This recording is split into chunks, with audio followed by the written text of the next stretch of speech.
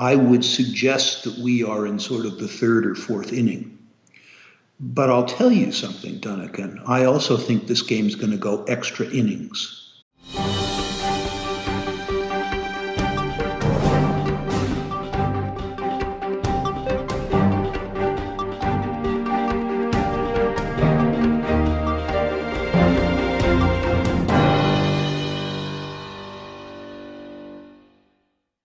Welcome back to Liberty and Finance. We have a returning guest that our viewers always ask for. Rick Rule is the CEO of Sprott Asset Management. Rick, thanks for joining us this Monday, September 14, 2020.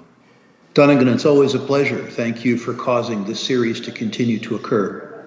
You've got new surroundings. They asked what happened to your helmet collection the last time that we interviewed you because it evidently had already been packed up, and now you're in completely new surroundings. I'll try to cause that to occur. If you there we go. Okay, we're back. There they are. All good. I've moved into a new home, and I'm recording this from the office in my new home. Congratulations and welcome to glad you're surviving your move.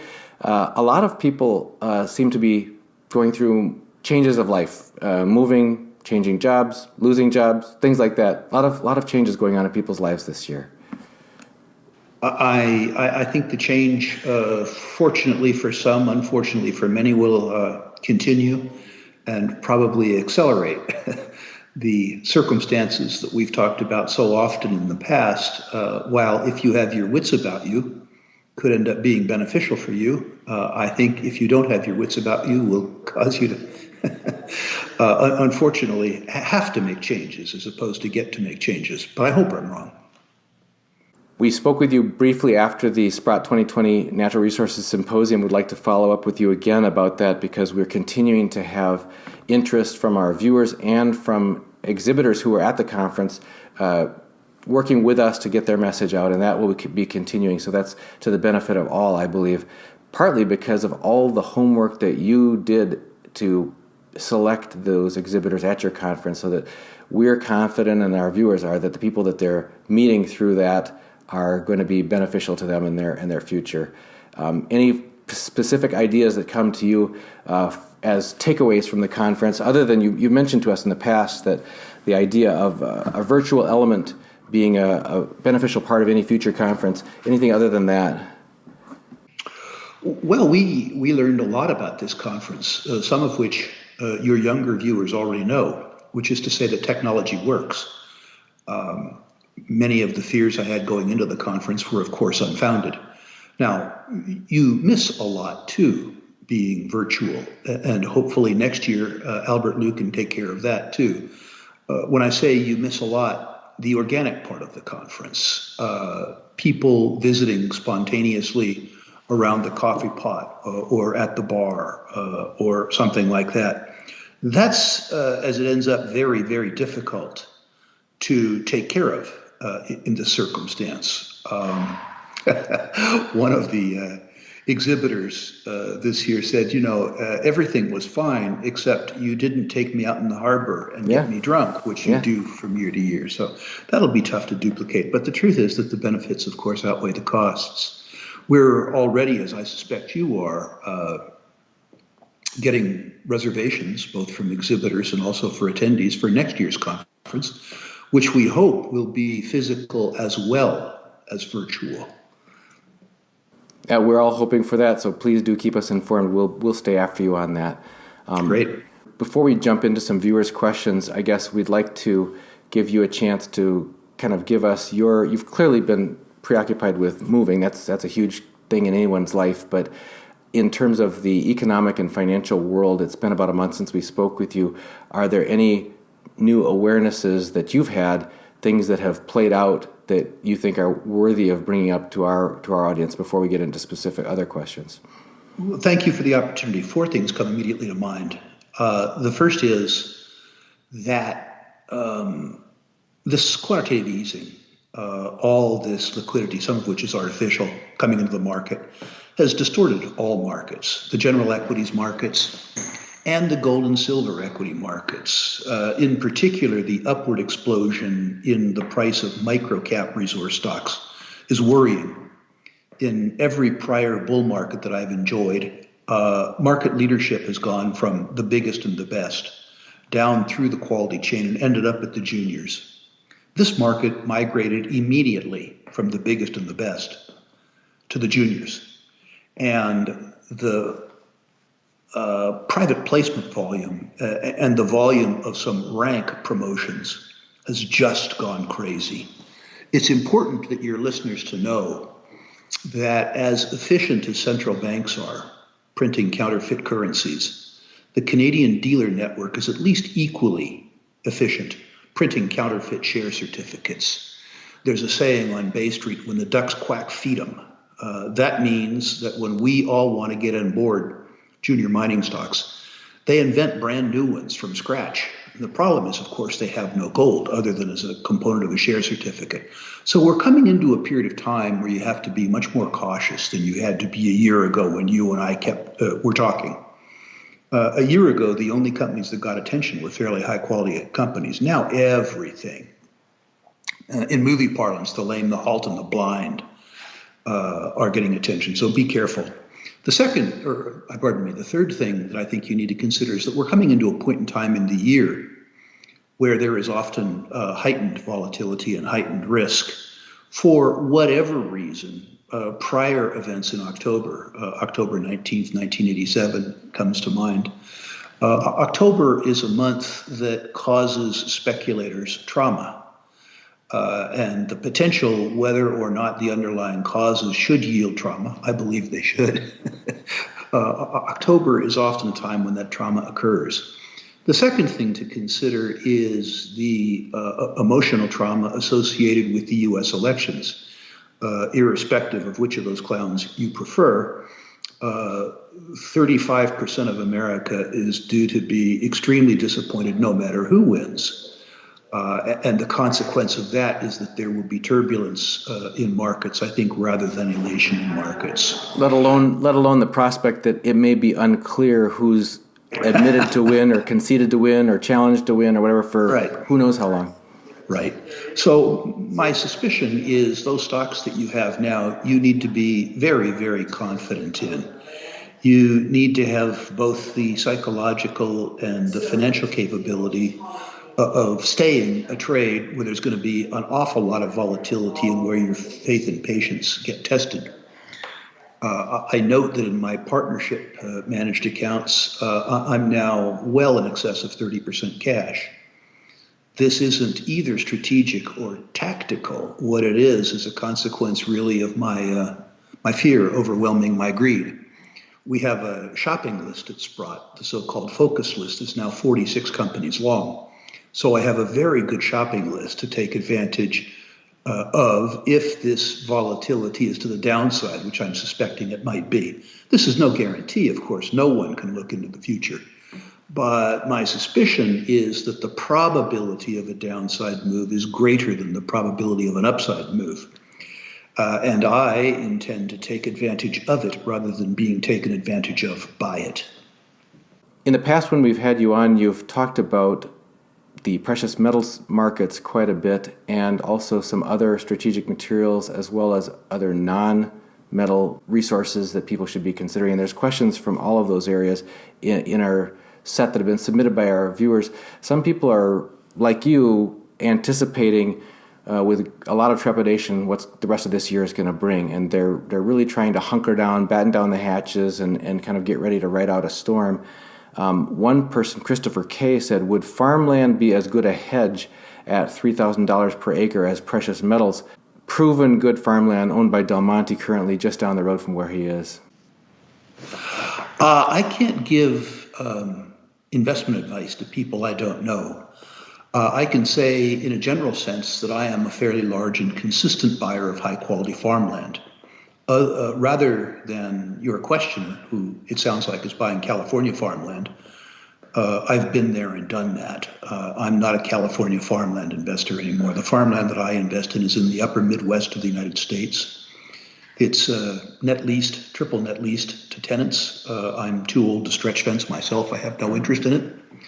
And I believe that farmland is a very different asset class than precious metals. I own physical precious metals for insurance purposes. I buy mining stocks because I think that they have durable competitive advantages over other mining stocks.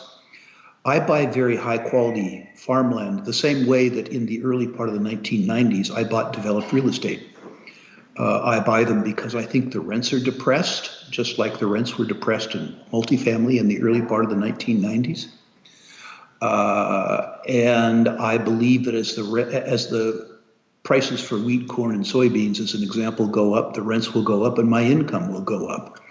The idea that I can buy the highest quality, best located farmland in the world at rents that are 30 or 40% higher in terms of return on capital employed than I can other classes of developed real estate.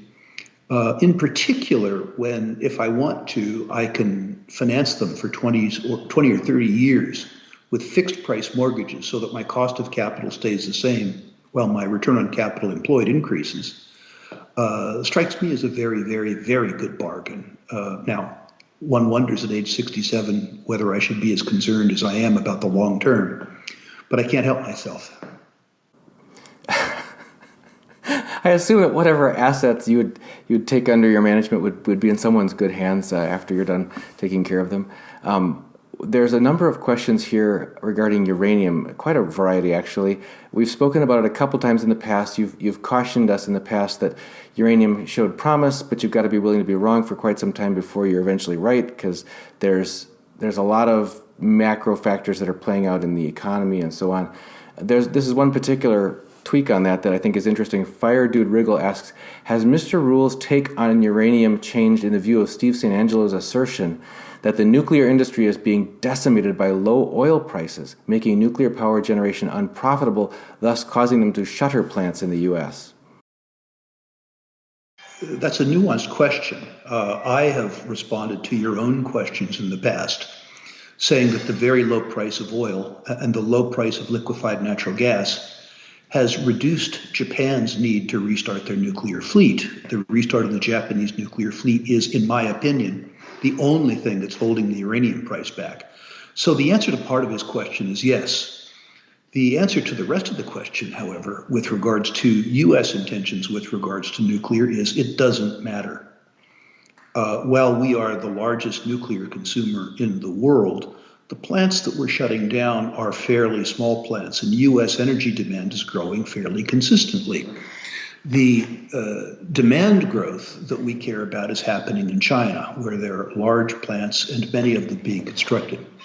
It's worthy to note that despite what our politicians say, and despite their subsidization of politically correct forms of energy, which is to say wind and solar, that nuclear energy supplies almost 20% of the U.S. total electrical production, and importantly, 15% of baseload power.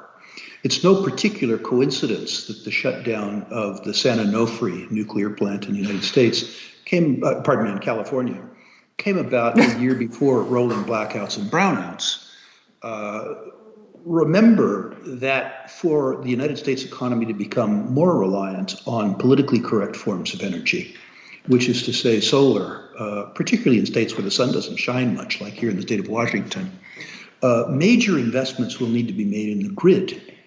And those investments, in addition to requiring trillions of dollars, will require 10 or 12 years to complete. You need to get energy, distributed energy, from where it can be produced to where it needs to be consumed. And our grid wasn't built that way. Our grid was built around large baseload facilities. So in order to transition to distributed energy, first of all, we need more redundancy. Then we need better distribution, and we also need distributed storage. Will this happen 15 years from now, 20 years from now? Yes. But if the price of uranium doesn't go up to allow the producers to earn their cost of capital, the United States will enjoy, if that's the right word, electricity shortfalls in 5 or 6 years. What your questioner needs to ask himself, if he lives in the U.S., is whether he believes the price of uranium will go up to cover the cost of production, or whether he believes the lights will go out in the 5 to 6 year time frame, because that's the equation that faces him. What happens 15 years from now, 20 years from now, could be extraordinarily different.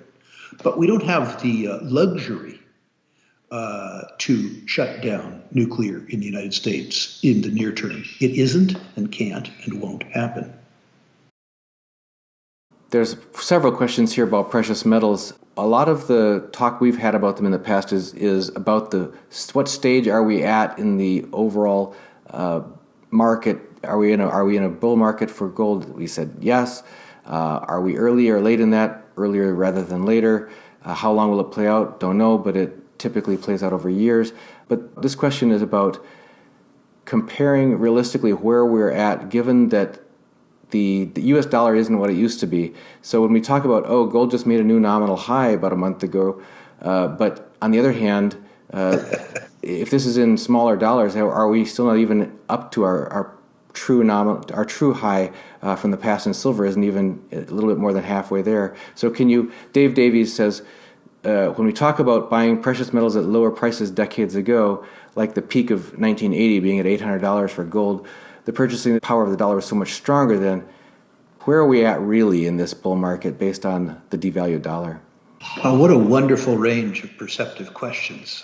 I love your audience. Let's unpack that question going backwards. As the gentleman suggests, measuring gold in dollars is an interesting challenge for two reasons. The dollar itself, like other fiat currencies, is really a floating abstraction. Doug Casey calls it an I owe you nothing. He calls the euro, by the way, a who owes you nothing. And so, yes, it's difficult if you think about the dollar pricing when the denominator is a floating abstraction. I guess the second part of the question, the diminished purchasing power of the dollar over time, and hence the inaccuracy of a gold quote over time, denominated in dollars, relies on the first. You'll recall, Dunnigan, in one of the first interviews that you did with me, that I mentioned that I, in my prior office, drove past a Motel 6 on my way to work. Motel 6 named Motel 6 because when I was a young man, by the way, had more than one occasion to stay there, given my budget at the time, a room sold for $6 a night. My most recent excursion past a Motel 6, the sign said Motel 6, $59.95, which is to say Motel 60. Now, the questioner needs to ask himself or herself whether or not a room at Motel 6 is 10 times as nice as it used to be. Does it have 10 times better sheets? Is it 10 times the size? Or is it simply that the purchasing power of the denominator has fallen by 90% in ensuing years? I believe it's door B. The third part of the question involves where are we in this gold bull market? Donegan, I've sent several thousand of your readers the 45-year Barron's Gold Mining Index chart.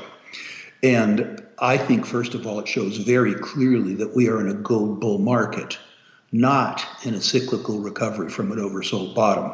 They're two different phenomena.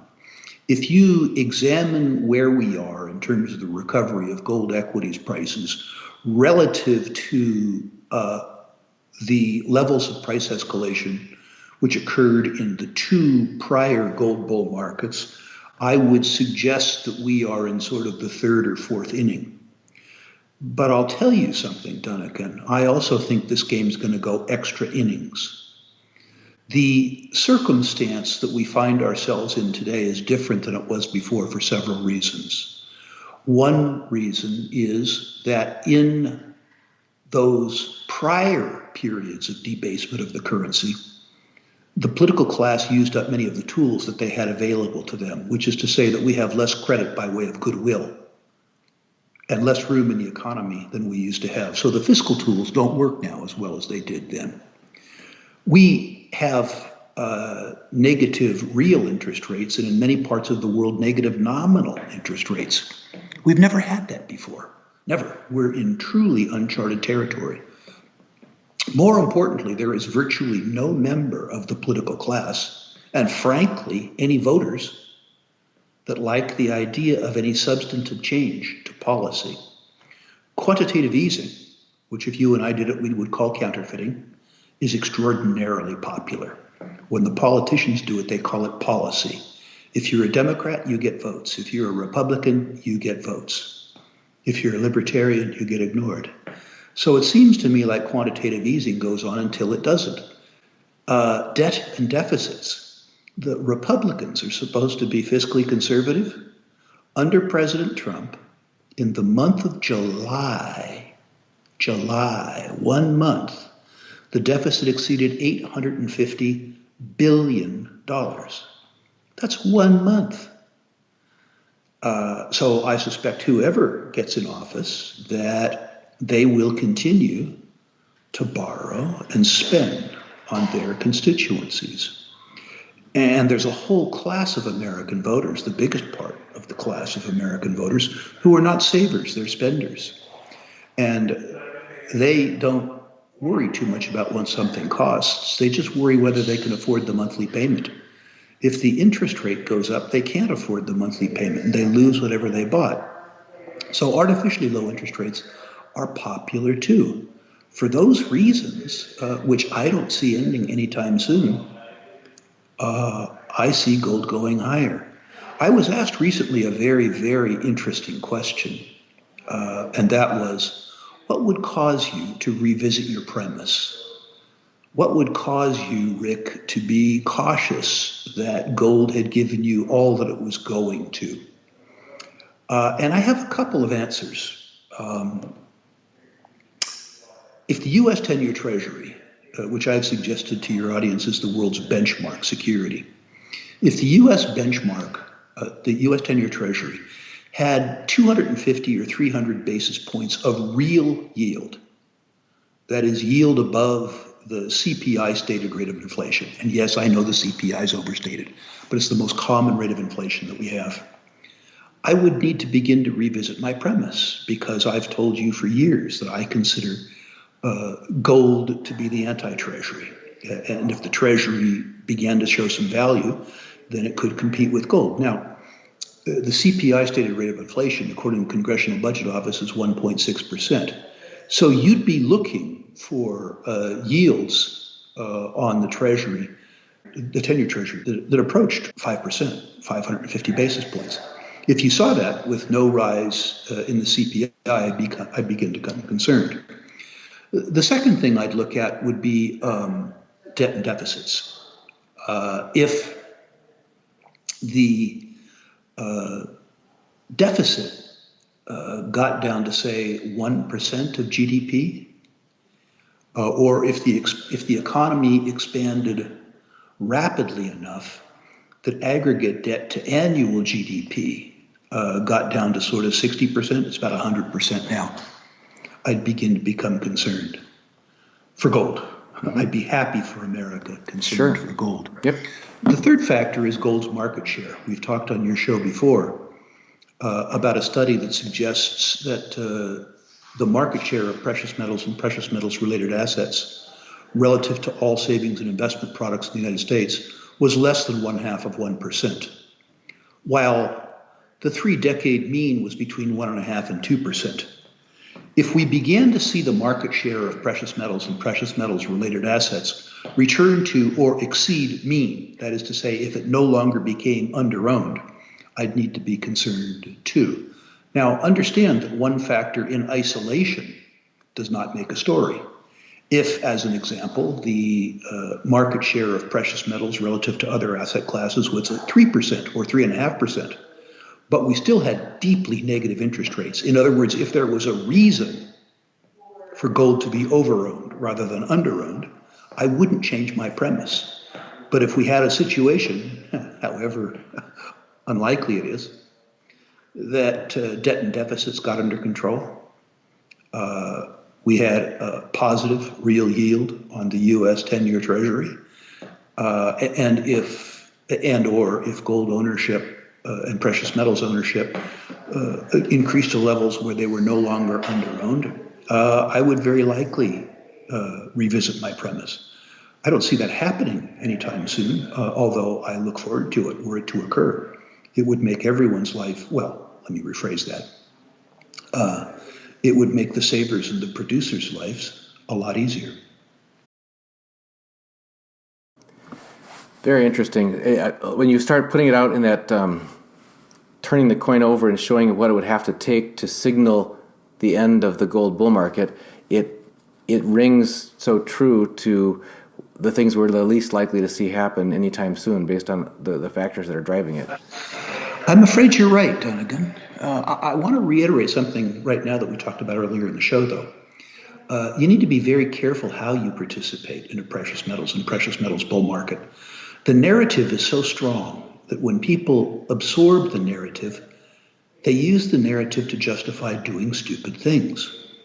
Buying a penny dreadful gold stock that you receive some spam on from a website that you never heard of is not the same as protecting yourself from government. The truth is that there are billions of phony pieces of paper out there. Some of them are dollars and some of them are share certificates. It's my belief that probably 10% of the listings of mining companies worldwide have any value whatsoever. So if you apply random technique to investing in mining stocks, you have sort of a 1 in 10 chance of success. That's not protection, that's gambling. We've got several questions about other like base materials. We've had a big story that came out over the past week about China acquiring mammoth quantities of all kinds of stockpiling base metals and building materials and all kinds of things. Do you have your own viewpoint on what is the phenomenon that's really the main driving factor for this admittedly larger than ever before scale of acquisition of commodities by China and perhaps some other players as well? I have two comments on it. One is positive for the market, the other probably negative. The first is, if I were the Chinese and I had $1.3 trillion in U.S. treasuries in my till, and I could tell with simple arithmetic that every year those treasuries were making me poorer rather than richer, I would be looking to redeploy that money to something more sensible. The Chinese are still engaged in a rapid process of urbanization and development. So from their viewpoint, they know that the material that they buy, they will use in their own economy. In a sense, we're forcing them out of U.S. treasuries by debasing the purchasing power of the U.S. dollar. And we are encouraging them, ironically, not deliberately, but encouraging them into riskier asset classes, very much in the same way that we're doing the same thing to U.S. citizens. You can't be prudent anymore and put your money in the bank or even be prudent and buy U.S. treasuries, because U.S. treasuries with inflation are certificates of guaranteed confiscation. So just as the Chinese are being forced into the oil market and the copper market, U.S. savers are forced in the equity markets. It's the same circumstance. Now, the second factor, I think, is the belief that the Chinese political class has that 10,000 people can and should decide the future for 1.4 billion people, which is to say that decisions aren't distributed through the length and breadth of the Chinese economy. They're concentrated at the top, admittedly in a different fashion than ours, but they're concentrated at the top. And the Chinese have rapidly adapted all measure of Western technology, including debt, deficits, and quantitative easing. It's worthy to note that central surpluses in China, which is to say liquid holdings of the Chinese government, were believed at one point in time to exceed $4 trillion. They're now believed to be 1.3 or $1.4 trillion, which is to say that the Chinese have blown through their patrimony at a very dramatic rate. There's a different circumstance, which is probably funding this acquisition of raw materials by the Chinese, which is to say extremely aggressive bank credits. The Chinese banking system is extremely opaque, doesn't report well, and often makes politically directed loans. And one wonders the grounds on which this acquisition of materials and other assets from around the world is occurring from my nervousness, and I don't know this to be true. I'm not an economist and I'm not a China expert, but my nervousness is that when you have a bull market that's a consequence of a political directive, which is what I sort of think the Chinese purchases of natural resources are, if the Chinese leadership gets it wrong, which they could easily do, that recovery could come to a screeching halt. Remember that the Chinese got rich by selling stuff to us. And if we're less able to buy, they are less able to sell. That would be okay if they were solvent themselves. But when you look at the rapid spend down of their patrimony, and you look at the opacity of their capital markets, and you look at the increasing insolvency of their consumer, one wonders the legs that this boom has under it. How that affects others like Sprott and others who are looking at natural resources is the next part of this question. Uranium Stabulum says, what conditions would lead Sprott to consider setting up a copper trust? We are unlikely to establish a copper trust because the unit price for copper is such that it makes it uneconomic to store for large periods of time. We would consider setting up a copper product, but a trust that was similar to our existing trusts isn't something that I think you would see in the offing, simply because, as I say, the price of copper relative to its volume and weight doesn't lend itself well to economic storage, which would mean that the costs associated with the investment would make it, from our point of view, prohibitive for our investors. We will certainly, in the future, move back into other materials as we have in the past. But my own personal belief is that I'm very cautious in other materials because I see the global economy being softer in the next 3 or 4 years than many other people do. And the consequence of that is that I think upside pressure on commodity prices will be some time in coming. Mercifully for all concerned, I've been wrong for the last 3 or 4 months. But that's okay. This won't be the first time I've been wrong, certainly. Now, I should also say that irrespective of my outlook on commodities prices, if a good discovery were to come up in copper or nickel or cobalt or oil and gas, I'd be on it like white on rice. I'm ambivalent as to how I make money, and I'm even ambivalent as to my commodity price forecasts. If you discover something that has value that the market doesn't recognize. So your viewers shouldn't look at me as having an orthodox negative view on every opportunity in any commodity. I'm addicted to tier one discoveries as a consequence of having participated in several of them over the last 40 years. And there's no feeling in the world that's quite that nice. Related question here is about physical silver, and people are worried about, and I've been speaking with actually quite a few clients recently who've called me saying, hey, I've got this holding or that holding. Is it as good as having the physical in my hand if I own this or that fund? Tonosera says, can Mr. Rule give his assessment about how PSLV managed by Sprott differs from the SLV ETF? Specifically, are the shares of PSLV backed 100% by silver or some percentage thereof? Finally, if one holds a share of PSLV, how does that equate to how much silver they actually own? There are important differentiators between our PSLV and the ETF. The first is that ours is not an ETF, which has two important points. The first is that in the ETF, if you are a U.S. taxpayer, you are taxed at the collectibles rate, the same way that you're taxed with physical silver, which means in the event that you enjoy capital gains, you're taxed at a higher rate than if you own the Sprott product, where you are taxed at the capital gains rate. My own belief is that it's your patriotic duty to pay them less, separate and apart from the practical import of keeping more of your own money. The second is that the ETFs must buy and sell silver every day to accommodate pinches and swells in their AUM, which is to say that on some days when there is rapid inflows into the ETF doesn't get physical silver. They get delivery receipts or deposit receipts. There are some people who are concerned, I'm frankly not really among them, but there are some people who are concerned that if you had a big influx of money that coincided with a liquidity squeeze, that in your ETF, rather than being backed by physical silver, you would become, for some portion of your assets, the unsecured creditor of a financial institutional counterparty who had made a promise to deliver silver but couldn't.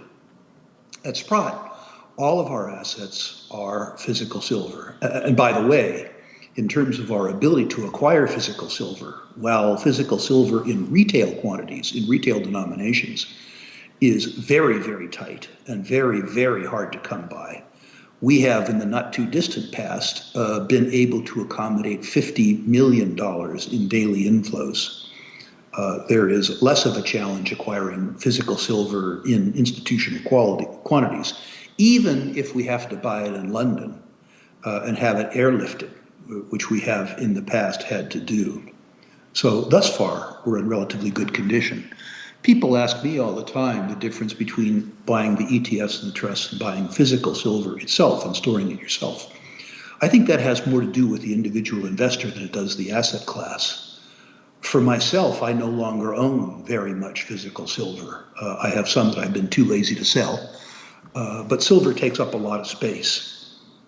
And so for me personally, I would rather be able to buy and sell my silver, which I do in quantity, by buying PSLV on the New York Stock Exchange, which I could buy or sell with almost no spread with the click of a mouse.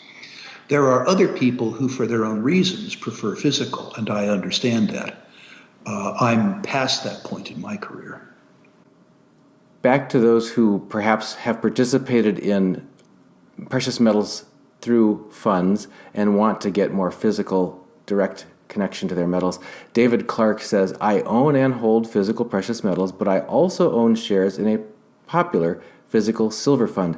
I want to put those shares in DRS or paper certificates and get them out of the system, but my broker and the transfer agent are not helpful in explaining these options. Would you kindly explain and discuss? I would need to know more about what it is that the gentleman holds. Most ETFs don't trade any longer in certificate form. They trade as an electronic data entry at Depository Trust Corporation or some other place, which means to say they are physically unavailable. You can't get physical delivery of certificates for some ETFs out of system because they don't trade that way, they don't occur that way. He's given me a wonderful chance for a Sprott commercial. But in fact, physical certificates for our trusts are available. And if your broker won't accommodate that, I would suggest that you get a better broker. And I would, of course, suggest Sprott. We have recurring questions and concerns about the ability. You mentioned a few minutes ago about the challenges that some funds may have being able to maintain their actual physical holdings, and they have to take paper promissory notes and that sort of thing. Frank Galati asked, how much longer can the Comex be kept up? Will they run out of physical metal? I don't think that the Comex necessarily will run out of physical metal, but it's a situation where metal markets on a daily basis frequently trade rights, future rights to precious metals that exceed by 100 times the supply of that metal available for delivery. Understand that most of the silver and most of the gold in the world isn't Comex or LME good delivery material. It isn't in system. That which is in system is not often widely available for purchase and sale. The ratio that one needs to look at to be nervous about squeezes has to do with the available for delivery material and how the available for delivery material coincides with the number of outstanding contracts available for settlement in the near term. Remember that the idea that you could have a short squeeze which blew up Comex would never occur because Comex runs itself and the members wouldn't let it occur. What you would have in a circumstance where there was too big a contract for settlement is that the exchange would mandate cash settlement. which is to say that they would determine what the spot price of silver was at the time and allow the obliged party, the seller, to satisfy the buyer with a cash equivalent. I know it's been a silver bug's wet dream for 30 years that a short squeeze would occur and wipe out the shorts, but that ain't going to happen. What could happen easily is a squeeze in Comex that caused a cash buy-in of the shorts and a lack of faith in the Comex and the LME system, which would cause people to express their preferences for metal in other forums that became more reliable sources of metal. If you believe as a big user that buying a Comex call gives you an inalienable right to receive a certain amount of silver at some point in time in the future, you're wrong. You own a contingent derivative whose value is based on the price of silver and would hopefully be settled in silver. That's what you own. I guess at the end here, if we could maybe turn it back to this big picture of this strange world that we're all facing, and I guess I'll ask it in the context of your recent relocation from, I think you might have called it the Socialist Republic of California or something like that. And you also caught yourself earlier. You said something about it happened in the United States. No, excuse me, it happened in California, and I couldn't I couldn't suppress my enjoyment of that comment. But a lot of people, maybe most of us across the country and even in the world, are reeling this year in particular from a cataclysmic loss of liberty, the freedom to move, to go outside, to associate, to do many of the things that see family, things that people expect to be able to do. You're within the context of your decision to relocate to a different political climate, etc. Can you give us maybe the high points personally, but also generally, of what you think we're all up against in terms of this encroachment on our liberty? Well, I think the encroachment on liberty is universal. I don't think for a moment that by leaving the People's Republic of California and relocating to Washington that I have escaped the collectivist encroachment on my individual liberty. And by the way, I'm culturally a Californian. I was born there. I love the place, not just including the weather. I love the zany people. But several things happened for me. It was a personal decision. One, suburban San Diego, which is where I live, has become more crowded and less pleasant in the last 30 years. I now live on a little island off of Anacortes, Washington, that does not have a traffic light. And I sort of like that. I don't have to worry about water because I have my own. And I sort of like that. I know all of my neighbors, and I'm delighted to say, at least so far, I like all my neighbors. I couldn't say that about California. I also love the Northwest. I'm not photosensitive, so gray weather doesn't particularly bother me, which is wonderful because in the next few months I'm going to get lots of it. Other people would need to consider that. For me personally, my favorite city in the world is Vancouver, BC, although admittedly it's becoming less favorite given the clowns who run the place. But I think where your question is going is the perilous economic state of the state of California.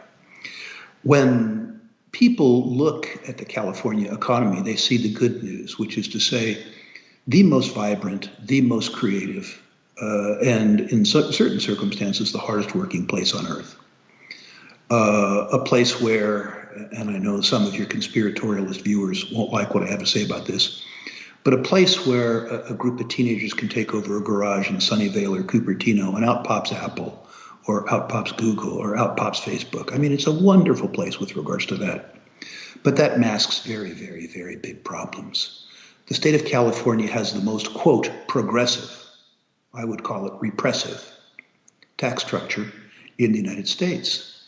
0.1% of California taxpayers pay almost 40% of the capital gains and income tax, which is to say that tech billionaires and their capital gains fund the whole state.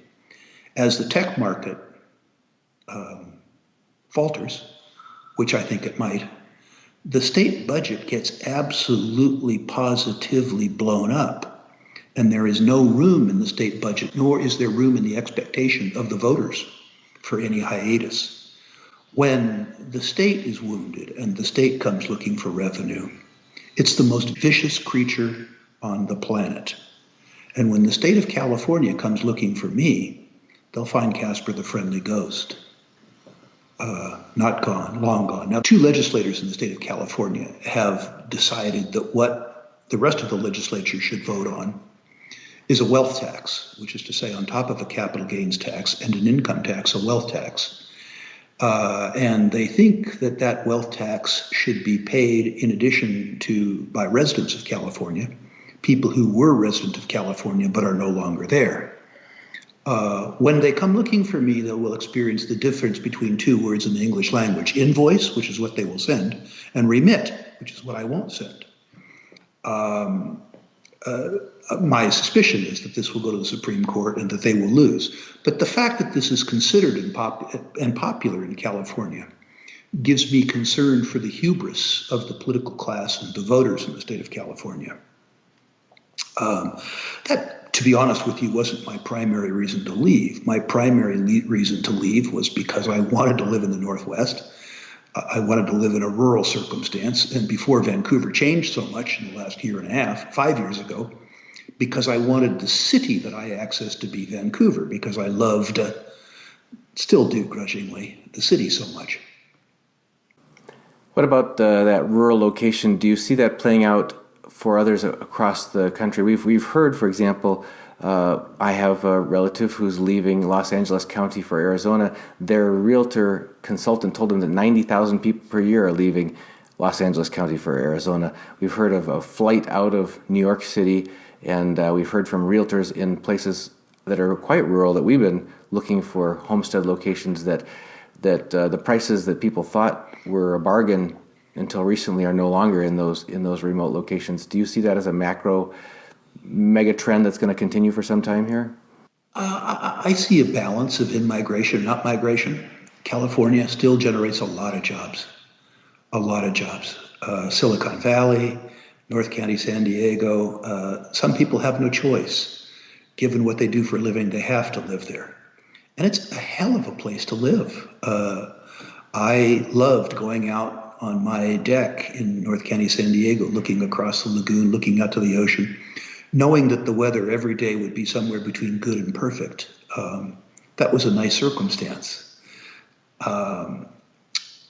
For other people, California is becoming unaffordable. And there are people like myself who could do what they do from anywhere, virtually anywhere on Earth.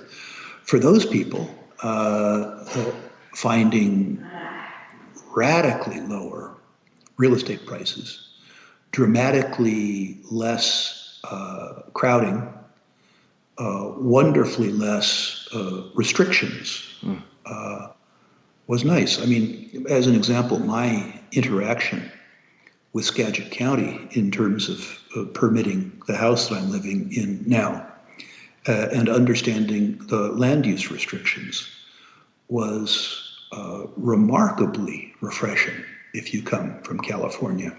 This is a function, I guess, of the fact that there aren't very many people here. And the people who work for us as voters in the county administration know us. They pass us in the supermarkets. They just can't be too mean and too elitist, or they won't get invited anywhere for dinner. So there's a lot to be said for if you're going to exist among a political constituency, that you exist among a small constituency, and a constituency that at least has some sympathy or empathy for you. Well, we are glad for your partnership and your neighborliness here with us on our channel. Every time you come to visit, you share generously of your time and your perspectives and your awareness. Our viewers appreciate that to no end. We've been speaking again with Rick Rule, the CEO of Sprott Asset Management here on Liberty and Finance. I'm Dunnigan Kaiser, and Rick, thanks for joining us. May I make my offer, Dunnigan? Oh, please, acceptable? Please, go ahead. I've enjoyed now. I've talked to well over 1,000 of your listeners in the last year, and I've had wonderful conversations. I'd like to stimulate more of them, and I'd like to give them an incentive in order that I might enjoy that more. Any of your listeners who like what I have to say and would like a more concrete expression of my opinions can go to a web form. We're much more efficient now than we used to be. That web form is available at www.sprottUSA.com/rankings. When you come to that web form, you can enter your natural resource holdings, names and symbols, please, and I will personally rank them 1 through 10, 1 being best, 10 being worst. I will comment on the companies where I believe that my comments have value. By the way, we update those rankings every week, which is a hell of a job. And in addition to that, I will send back by return email the Barron's Gold Mining Index chart that we so often refer to in these interviews, and a 100-year commodity chart, which does a great job of illustrating the values inherent in the commodities complex relative to other asset classes in the economy and in the investment universe. Well, we're grateful for that, and I know in the past we've had many of our viewers take advantage of that free and no obligation opportunity to get their portfolios ranked for natural resource stocks. I should tell you this too, Dunnigan. For a while, we were 6 weeks behind before we managed to automate the process. If some of your prior viewers tried us and fell through the cracks, which I'm afraid happened, if you visit the new website, it's much more efficient. I'm no more efficient than I used to be. I'm a 67-year-old. But my support staff is young and efficient, and we do a much better job.